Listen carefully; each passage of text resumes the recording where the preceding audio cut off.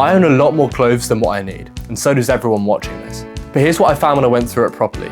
87% of it is replaceable. Not bad, but replaceable.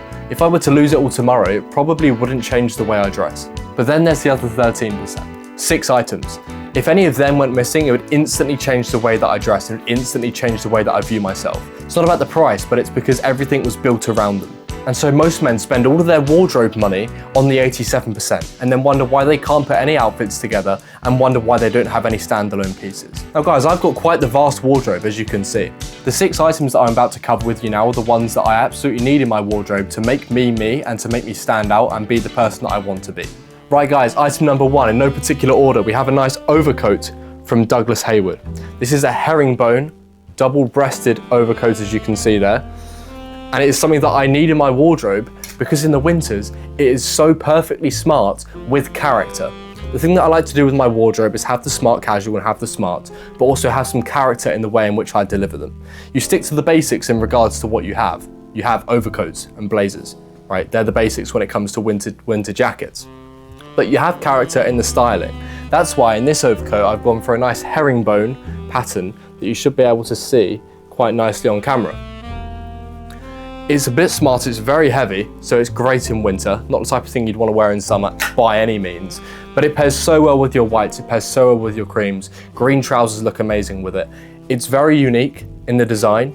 It's very nice and warm, and that's why it's probably my favorite overcoat that I have, particularly for the winter period. Guys, onto blazers. This is my favorite blazer that I have, and arguably one of my favorite pieces, full stop, that I have. It's by Ralph Lauren. I paid £250 for it, with the original price being around about at the time £1,100, though I did pay $250. My absolute favorite piece. It's a perfect statement piece. It goes so well with brown trousers. Again, with a cream jumper. A cream jumper looks so good underneath that with some brown trousers. You can do it with green trousers if you would like to be really characteristic with your appearance, but I personally prefer brown trousers and a cream jumper underneath. I think it just looks amazing. It stands out, and everyone instantly knows that you're dressing smart and you look bloody good when you wear it. If you can get your hands on one or something similar, I would absolutely recommend it. There's nothing like a high quality wool blazer for the winter periods. Guys, if you're the type of guy who likes these clothes, who thinks, yeah, that's a bit of me, I like the old money aesthetic, hit subscribe. We're always talking old money on this channel. Piece number 3 is a piece that if you'd have told me a year ago I'd be wearing this, I wouldn't have probably believed you. It's the type of thing that I wouldn't have picked out for the shelves for myself at first glance. I was actually with some friends who picked it out and said it was quite nice, and I tried it on and I thought, actually, I can see how this works. And that is a cream cardigan that I would have initially said, being completely honest with you, is a bit gay, right? I'm from a British background, as you're well aware, and my kind of stereotype with cardigans is that they're a bit of the fruity persuasion. But nonetheless, I tried it on. I tried it on with a nice blue shirt, and I'll get some of that on screen for you now to show you how it looks. And I thought it actually was very nice. It's very, very old money aligned. Again, another TK Maxx buy. All 3 so far have been from TK Maxx. That one was, I believe it was around £80, discounted from whatever it was discounted from, I'm not too sure. But I do actually really like it.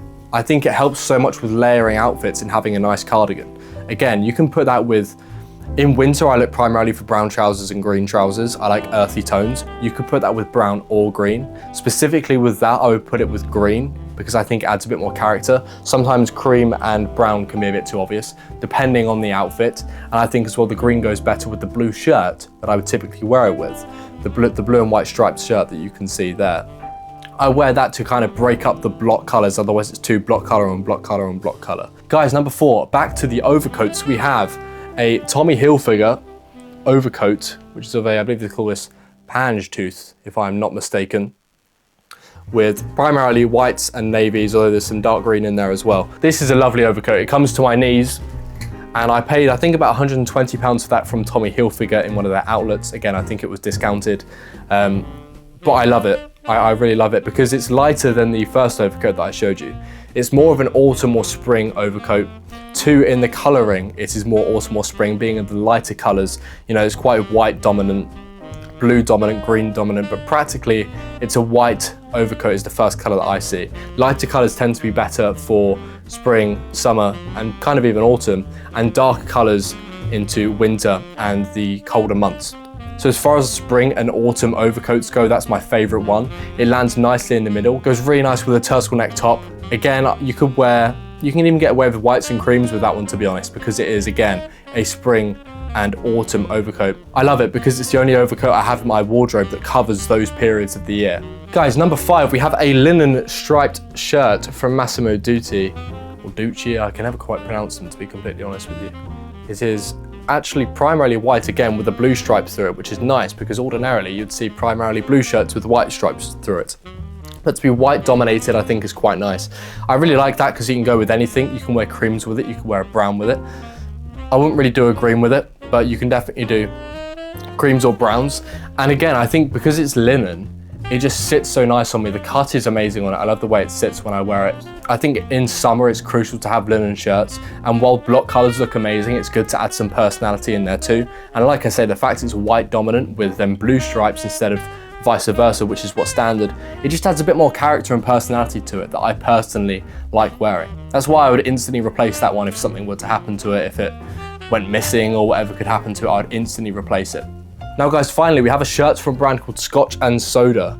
I wear this shirt very often, particularly in sunny. It is like the classic old money shirt, the dark green striped with white, even stripe lengths. And what I quite like about this one, when you roll up the sleeve, it shows a slightly lighter green, as you can see in there. And also, just for a bit more character, it's got that cuff roll thing that helps to keep the cuff rolled up, which I think is really nice. Again, just adds a bit of personality. In case you can't see, guys, the moral of the story through all of these 6 pieces for me is that they're the basics done right with a bit of character and flair added to it.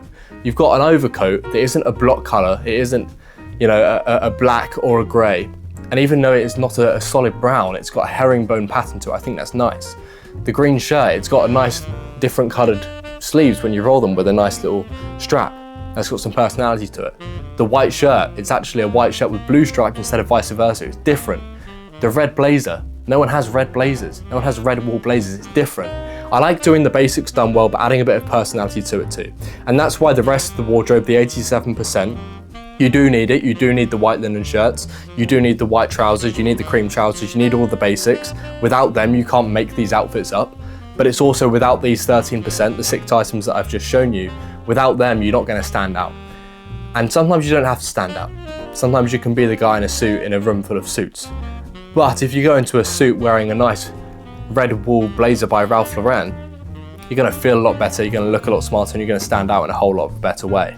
That is why those 6 items are in my top 13% of my wardrobe, and I would instantly replace them should anything happen to them.